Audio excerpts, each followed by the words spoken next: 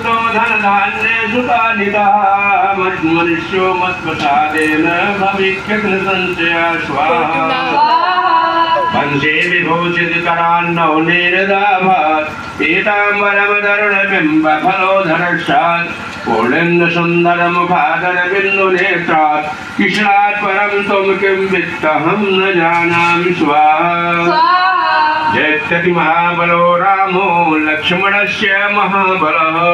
राजा जयत सुग्रीवो राघवेण परिपालितः स्वाहा दासोऽहं कौशलेन्द्रस्य रामस्य कृष्णकर्मण